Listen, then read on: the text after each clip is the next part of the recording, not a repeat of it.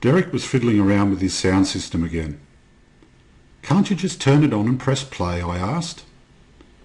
Derek gave me the kind of look he'd give to something unsavoury he'd found on his shoe.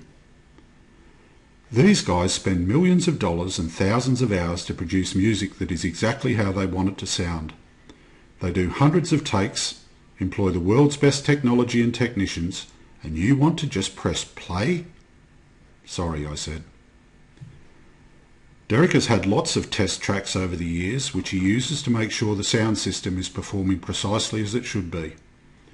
His current track of choice is by U2. "Have a listen to this," he said. "Get a load of the bass. And whilst we're at it, I'll give you my latest business lesson."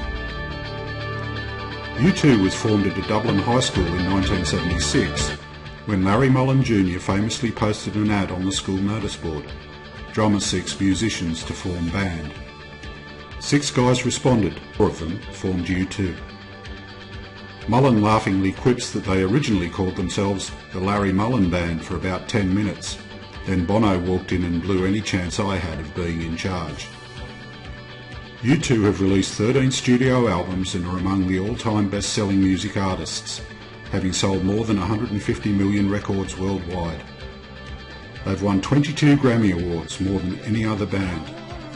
Larry Mullen Jr., Paul Hewson, now known as Bono, Adam Clayton and David Evans, now known as The Edge, have taken their music from Dublin to the world and have tried to change the world whilst doing it.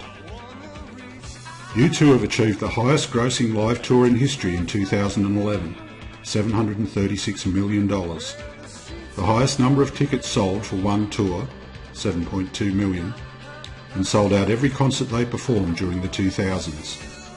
They remain one of, if not the, premier live act in the world nearly 40 years after their formation.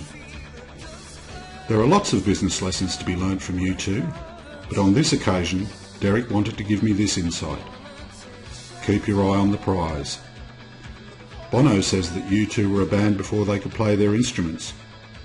His bandmates joked that he was obviously going to be the singer because he didn't have a guitar, an amp or transport. The Edge admits that he could only play chords, not notes, for many years, probably responsible for much of U2's distinctive sound. What the members did have was a passionate desire to be in a rock band, and they set about making one.